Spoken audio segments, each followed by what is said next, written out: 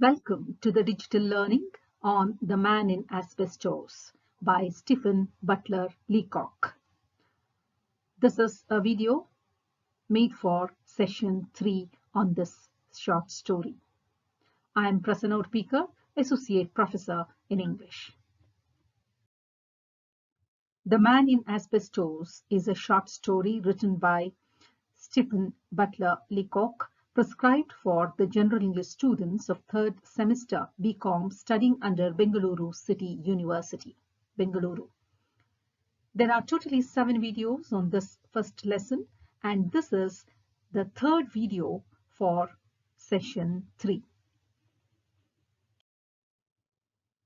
Let's have a look at the highlights of this video. The conversation between the narrator and the man in asbestos continues. Both the narrator and the man in asbestos sit on a bench.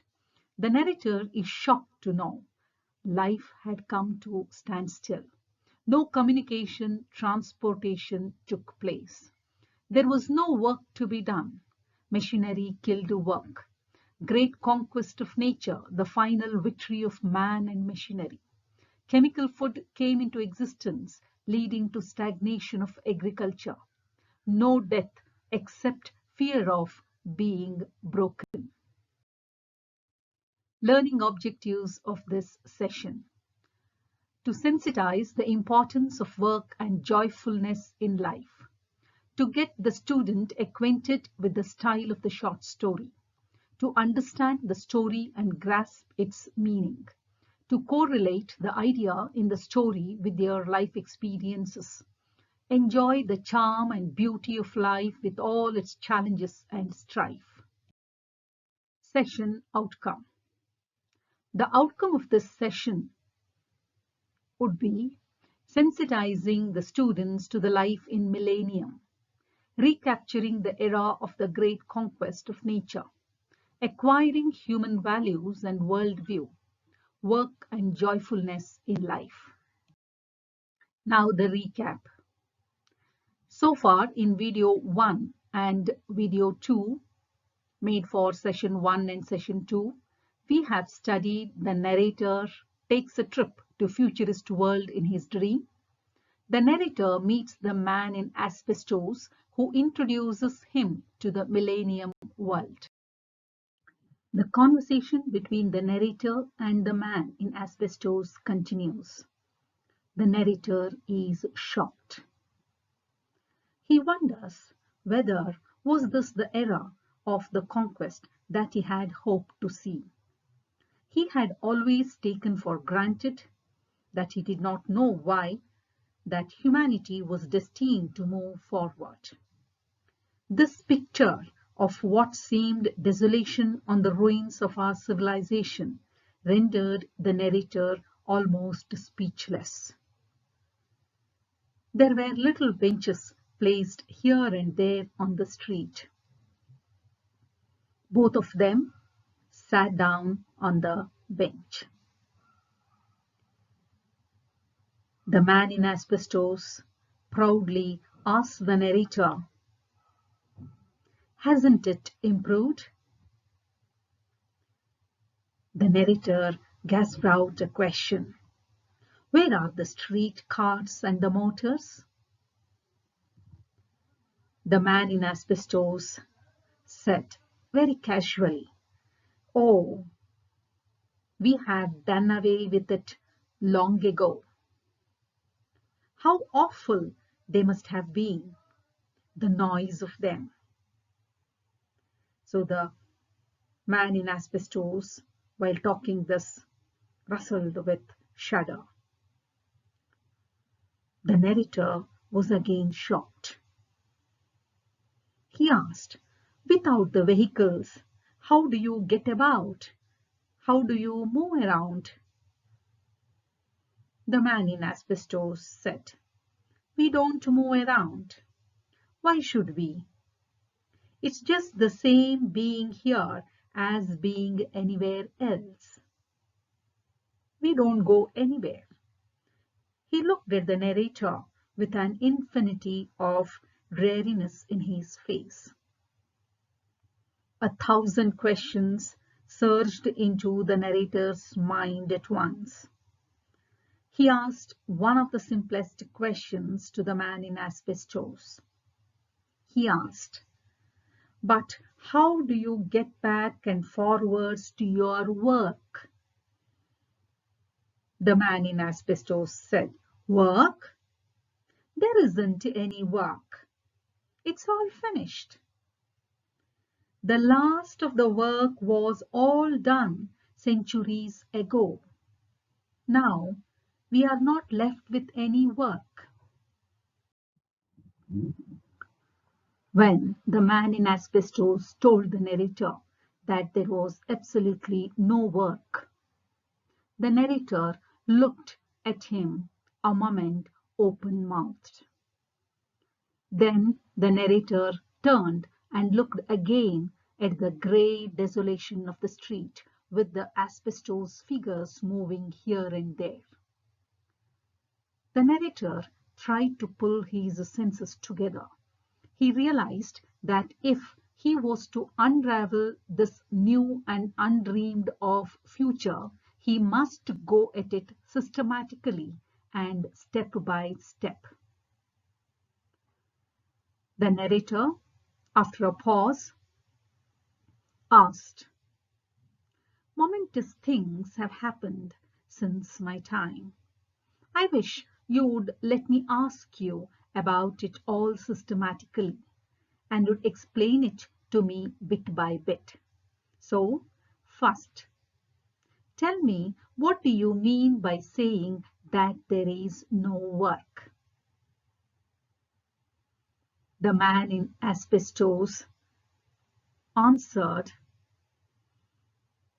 in a very strange acquaintance. "Why, it died out of itself. Machinery killed the work. If I remember rightly, you had a certain amount of machinery even in your time.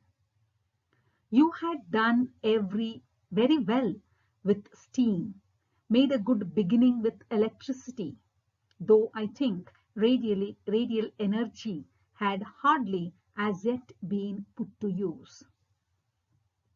The narrator nodded assent. He nodded positively.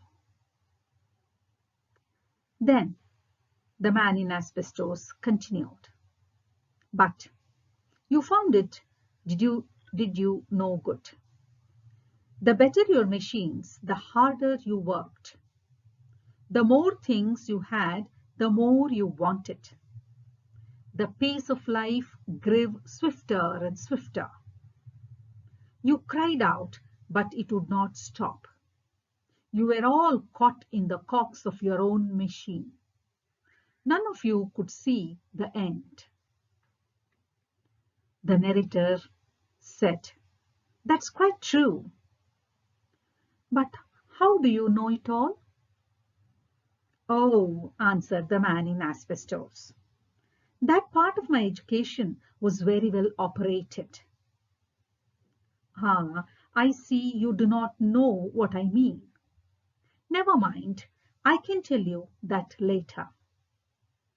Well, then there came, probably almost 200 years after your time, the era of the great conquest of nature, the final victory of man and machinery. Great conquest of nature refers to man's victory on nature. Machines came one after the other. So now the narrator asked the man in asbestos, with a thrill of old hope in his voice. He asked, "Did they really conquer nature?" The man in asbestos very confidently answers, "Yes, conquered it, beat it out, fought it to a standstill. Things came one by one, then faster and faster. In 100 years, it was all done. In fact, just as soon as mankind turned its energy to decreasing its needs instead of increasing its desires, the whole thing was easy. Chemical food came first. Heavens, the simplicity of it.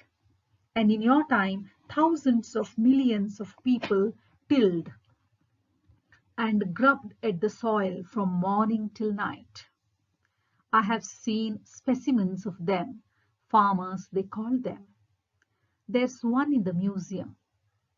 After the invention of chemical food, we piled up enough in the emporiums in a year to last for centuries. Agriculture went overboard. Eating and all that goes with it, domestic labor, housework, everything ended, came to a standstill. Nowadays, one takes a concentrated pill every year or so, that's all. The whole digestive apparatus, as you knew it, was a clumsy thing that had been bloated up like a set of bagpipes to the evolution of its use.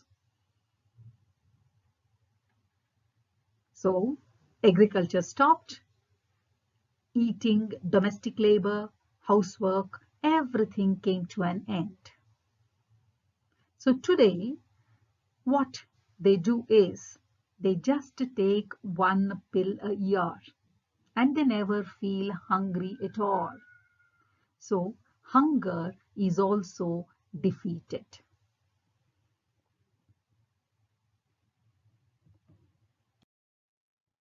The man in asbestos continued his explanation. He said, chemical food came first. That cut off almost one-third of the work. And then came asbestos clothes. That was wonderful. In 1 year, humanity made enough suits to last for ever and ever. That, of course, could never have been if it hadn't been connected with the revolt of women and the fall of fashion. The narrator was again shocked. He asked, have the fashions gone then? So there isn't that decorative dresses? The narrator looked around and his eyes rested on the moving figures in asbestos.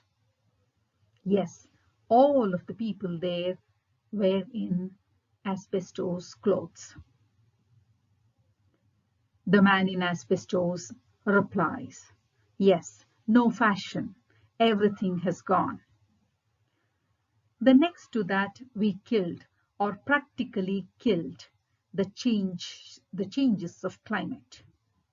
I don't think that in your day you properly understood how much of your work was due to the shifts of what you called the weather.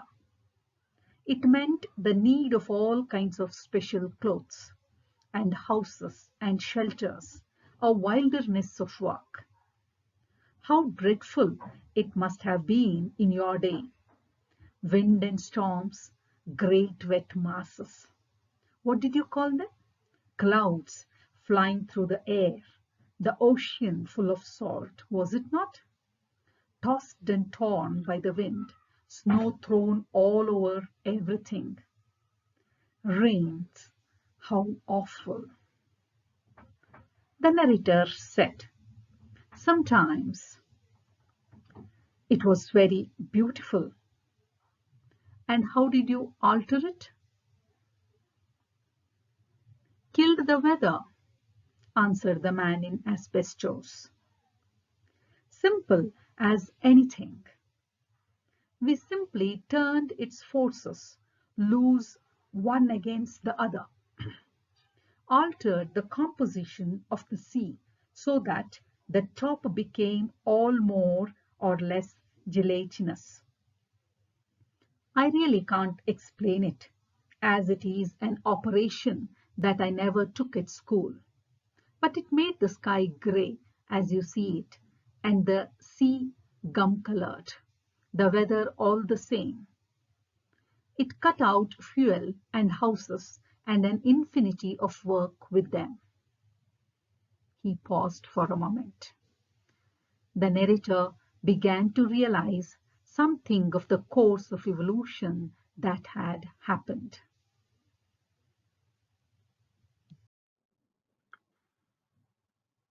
The man in asbestos paused a moment. The narrator asked, "Then the conquest of nature meant that presently there was no more work to do?" "Exactly," said the man in asbestos. "No work is left. Nothing is left." "Is there enough food for all?" asked the narrator. "Yes," said the man in asbestos, "enough for food. We take just one pill a year. We consume chemical food, which is already manufactured and stored." "What about houses and clothes?" The man in asbestos, waving his hand, said, "There they are. Go out and take them. Of course, they are falling down, slowly, very slowly, but they will last for centuries yet. Nobody need bother." It was then the narrator realized. He thought for the first time just that what work had meant in the old life, and how much of the texture of life itself had been bound up in the keen effort of it. The narrator looked upward. He saw the dangling remains of telephone wires. Pointing at them, he asked the man in asbestos, "What became of all that?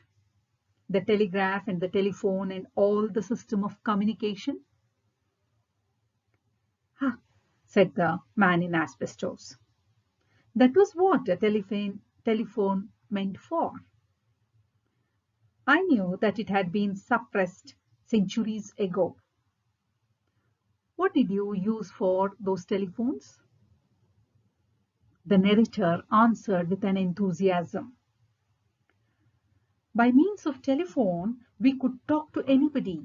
We could call up anybody and talk at any distance." The man in asbestos said, "What a dreadful age was yours. No, we don't have any telephones. All the transportation and intercommunication is forbidden. There is no sense in it." He added, "What you don't realize is that people after your day became gradually more and more reasonable. They took the railroad. It brought into every town a lot of people from every other town. But when work itself was stopped, commerce ended, and food was needless. The weather was killed. It was foolish to move about, so it was all terminated. So we don't have any telephone, telegraphs, or transportation, or even intercommunication. Everything is forbidden.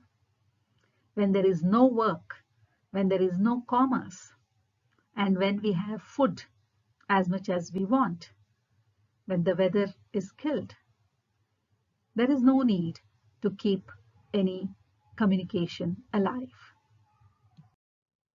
So the man in asbestos, after telling that all sorts of communications, intercommunications, and transportations have been terminated, he gave a quick look of apprehension, and with a change in his voice, he said, "It was dangerous." The narrator was surprised. He asked, "Do you have any danger? Was transportation dangerous for you?" The man in asbestos said, Yes, there was always the danger of getting broken. The narrator did not understand. He asked, "What does that mean?" The man in asbestos explained, "I suppose that is what you call being dead. Of course, in one sense. There has been no death for centuries past. We cut that out. Disease and death were simply a matter of germs. We found them one by one. I think that even in your day, you had found one or two of the easier, the bigger ones." The narrator nodded. The man in asbestos continued, "Yes, you had found diphtheria and typhoid. And if I'm right, there were some outstanding, like scarlet fever and smallpox, that you called ultra-microscopic and which you were still hunting for, and others that you didn't even suspect. Well, we hunted them down one by one and destroyed them. Strange that it never occurred to any of you that old age was only a germ. It turned out to be quite simple one, but it was so distributed in its action that you never even thought of it." In amazement, the narrator asked, "No death, does that mean you live forever nowadays?" The man in asbestos said, "Yes, we live forever, unless, of course, we get broken. That happens sometimes. I mean that we may fall over a high place or bump on something and snap ourselves. You see, we are just a little brittle still, some remnant, I suppose, of the old age germ, and we have to be careful, in fact."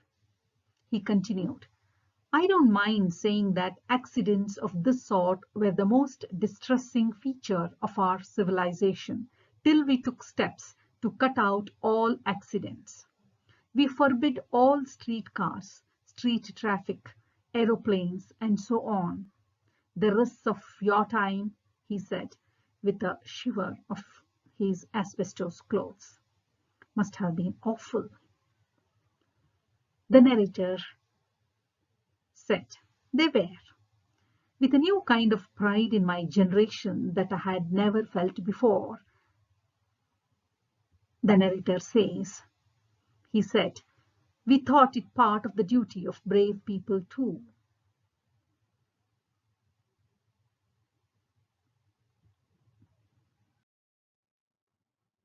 The summary of this session: the conversation between the narrator and the man in asbestos continues.